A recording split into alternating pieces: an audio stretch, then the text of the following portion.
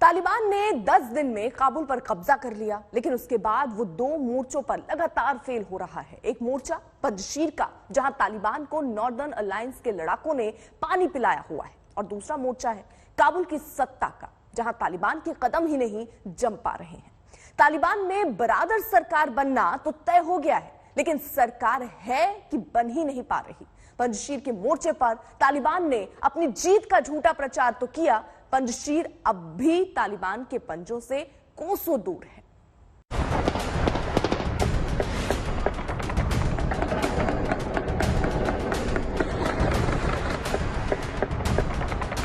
काबुल की सड़कों से लेकर आसमान तक पूरी रात गोलियों की आवाजें गूंजती रहीं।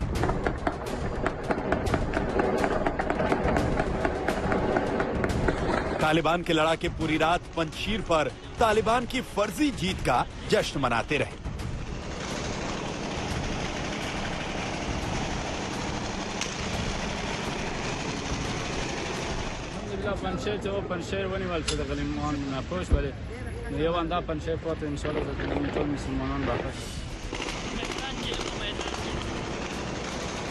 इन तालिबानी लड़ाकों की भी क्या गलती, इन्हें तो इनके आकाओं ने ही बेवकूफ बना दिया।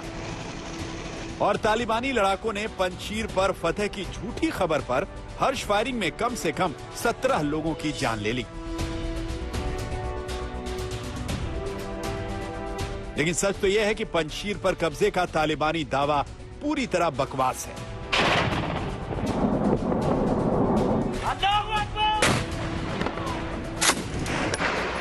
पंजशीर में अपने 400 से ज्यादा लड़ाकों की मौत को कबूल करने के बजाय तालिबान फर्जी खबरें उड़ा रहा है। तालिबान का दावा है कि अफगानिस्तान के आखिरी प्रांत पंजशीर पर भी उसका कब्जा हो गया है। तालिबान ने यह भी दावा किया है कि अफगानिस्तान के पूर्व उपराष्ट्रपति अमरुल्लाह सालेह पंजशीर छोड़कर भाग चुके हैं। तालिबान ने यह भी दावा किया कि नेशनल रेजिस्टेंट फ्रंट का कमांडर अहमद मसूद भी मुल्क छोड़ चुका है। लेकिन एक कहावत है, हाथ कंगन को आरसी किया, पढ़े लिखे को फारसी किया। तालिबान ने पंजशीर में जीत का कोई सबूत नहीं दिया, लेकिन अफगानिस्तान के पूर्व उपराष्ट्रपति अमरुल्लाह सालेह ने खुद सामने आकर तालिबान के झूठ की पोल खोल दी। I am in the Panjshir Valley. The reports concerning my escape from Afghanistan are totally baseless. I am here. We have had several meetings regarding the situation. No doubt, the situation is difficult. We have been under invasion of the Taliban, their Al-Qaeda allies, terrorist groups from the region and beyond. As usual, backed by the Pakistanis. We have held the ground. We have resisted. The resistance is not going to surrender. It's not going to bow to terrorism. And it's going to continue. There are difficulties.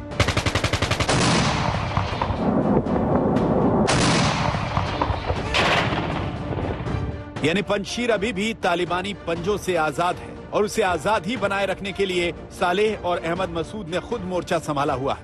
Taliban के झूठे दावे की हकीकत तो आज तक की team ने पंजशीर की ग्राउंड रिपोर्ट के दौरान ही बेहद नजदीक से देखी।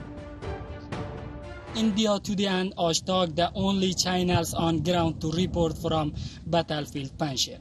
The Taliban launched an attack at 11 p.m. on Tuesday.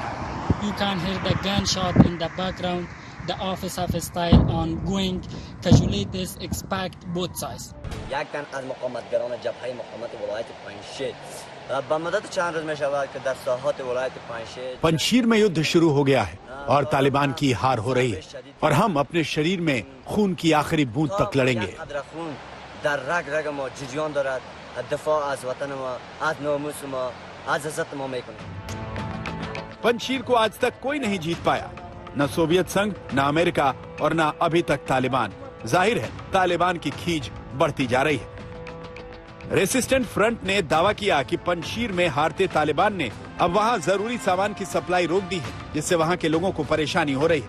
आज तक ने पंजशीर से अपनी ग्राउंड रिपोर्ट के दौरान कई स्थानीय लोगों से बात की थी, जिन्होंने तालिबानी ज्यादती की गवाही दी।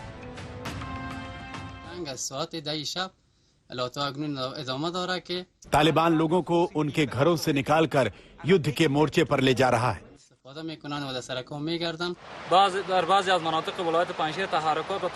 तालिबान को भारी नुकसान हुआ है, लेकिन इलाके की घेराबंदी कर दी गई है और सारे रास्ते बंद कर दिए गए हैं।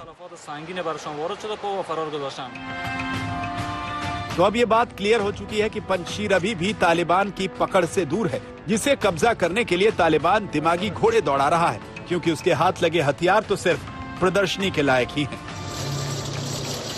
पंजशीर अफगानिस्तान से अहमद नवीश कापिश के साथ आज तक ब्यूरो।